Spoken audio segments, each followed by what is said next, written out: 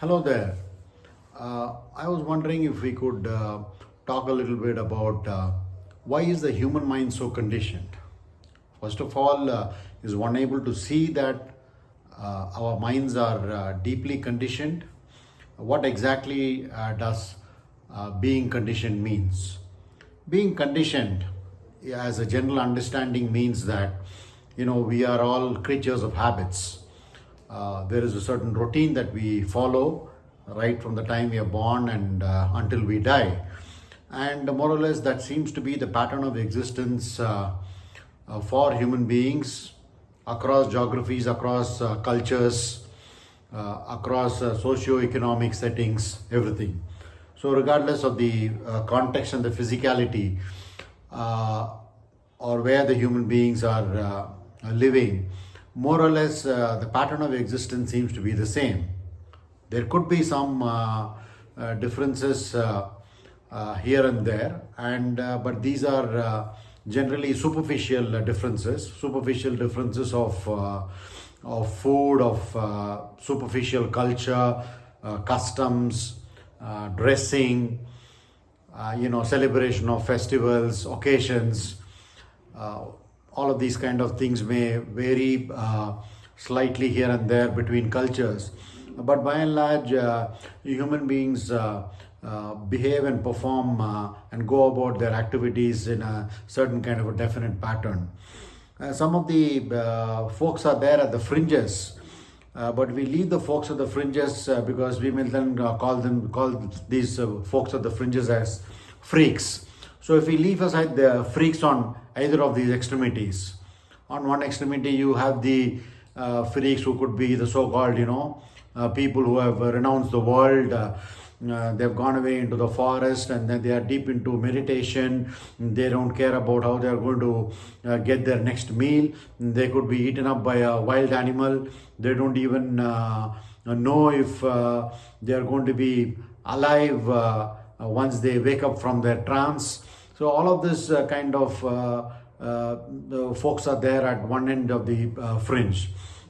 The saints, the sadhus, all of these kind of people, then who don't hesitate to go around, begging for a living and all of that.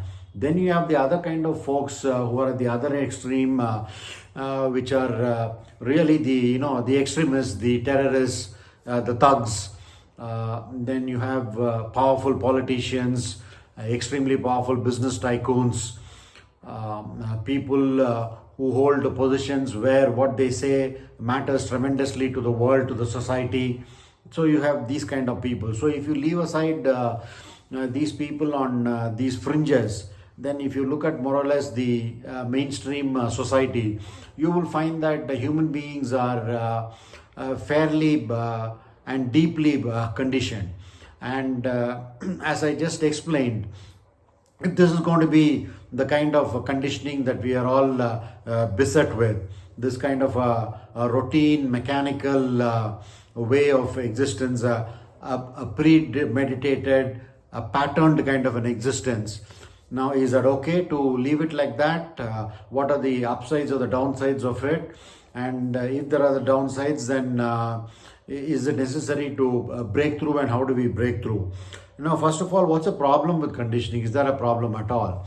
On the face of it, everything seems to be going fine, but suddenly we are, let's say, faced with a challenge, and we find that the challenge becomes insurmountable. And that is when we question the validity of a conditioned existence, because the conditioned existence doesn't seem to be a springboard or a ground for a certain kind of bringing a certain kind of a maturity to the mind or an intelligence to the mind that can tackle a challenge that is suddenly thrown at it. For example, it could be the death of somebody in the family, and if it let's say the husband passes away and the wife is in a state of shock, or the wife passes away, the husband is in a state of shock. It could be anybody, father, mother, son. The parents lost a son in the war, and it's perhaps their only child, a young man for whom they had lots of dreams. and the parents wanting to pass on their legacy through him, their personality traits through him, and then they suddenly find to their root shock that they get this news that this man was killed in the front lines, in the battlefield. And then they are completely down, they are shattered, they really don't know which way to go, and they are not able to get out of this deep sense of shock for a while. And even if they recuperate, but there are these strong emotions that are lying there in the recesses of their mind and heart, which they are not able to unshackle. So this more or less stays with them, lingers on, tags along with them for the rest of their life. So these are some of the things that are the let's say the challenges that we all face when our minds are conditioned, which is, as I cited here, the example of a sorrowful situation, the ability or the inability to tackle or handle sorrow or overcome it or transcend it or manage it. So we are faced with an issue, let's say in the form of sorrow. Then possibly it is sometimes a financial crisis. I mean, it's all hunky-dory, the going is good, and then the family or the couple or a set of people in the house, they are going about their routine, and suddenly there is a financial crisis. They say that it is beyond them. It's they blame it on several things, but whatever it is, they are now it's real and present, and it's there to face. And then for example, it could also be a pandemic. So these kind of unannounced crisis is also a challenge that is thrown at all of us to test as to how we are able to surmount it or handle it. So that is when if we examine and explore the deep-seated conditioning that we all have, we realize its shortcomings and its limitations, and possibly that may be a trigger that may open the doors for us to examine if we could undertake a journey of unconditioning the mind. When I say undertake a journey, one doesn't say that it has to take eons for unconditioning the mind, because there is death waiting for all of us. The unconditioning has to happen possibly as an instantaneous process, which means it's not a function of time. But after the unconditioning has happened, the way it rolls out and plays out as actions in the rest of our life, that may play out consequentially, sequentially, and it can function in the field of time. So that's a very important point to note, that unconditioning the mind is certainly not a matter of time. So what are the benefits of unconditioning? I think one of the benefits of unconditioning the mind is the fact that we would be able to face challenges, because we are not slaves to habits, slaves to routines, slaves to pattern. I don't mean a very superficial pattern of of the having the need to have a cup of coffee every day you wake up in the morning. I mean, that's at a very superficial level. One is talking of more serious issues that are there out of very deep conditioning. For example, the fact that organized religion conditions you, culture conditions you, communities conditions you, the rituals, the customs, the mores, the habits, as a family, the family's name, the family's honor, that conditions you, the neighborhood conditions you, education, the teachers, the people around you, the different people that you meet with in your day-to-day living. So they are all contributory factors to this conditioning. But what is important is to understand that while we look at it with this lens, that yes, these are all the contributory factors of conditioning, we don't become the receivers of that contributory factor. We should be able to let's say have some kind of a wall, metaphorically speaking, to be able to use this filtering process, to be able to say, yes, I will be conditioned with this, which is possibly logical, healthy. It is okay to be conditioned to the fact that a snake is dangerous.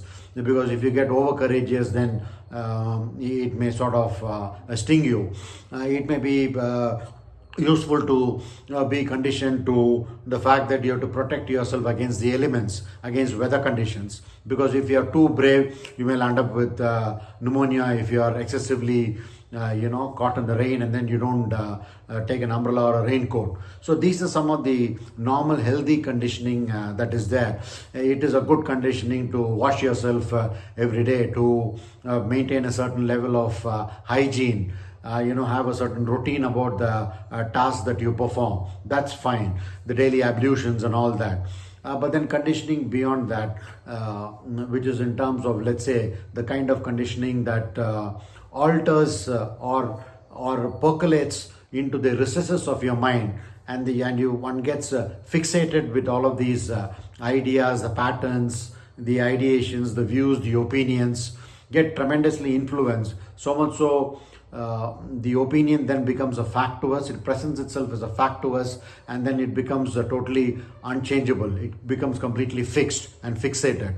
So that's a kind of conditioning that is certainly undesirable. So if one is able to keep away these two sets, those that are necessary as to being conditioned, those that are totally unnecessary and even harmful, if one is going to be conditioned in that dimension, in those aspects, then that's a sign of a certain mature mind as to how it can handle and go about its life. And unconditioning the mind of the things that need not be unconditioned also opens the door for a certain vacancy, for a certain openness, for a certain emptiness that this mind can have, to be able to be receptive to new information, to new thinking, to new ideas. So that's important, because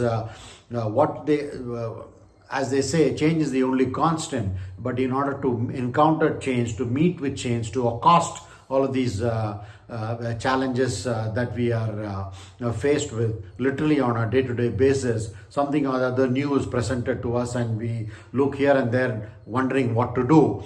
Unconditioning the mind is possibly a good way to be ready and equipped to handle all of these challenges and continue as healthy human beings and lead a very full existence. Thank you.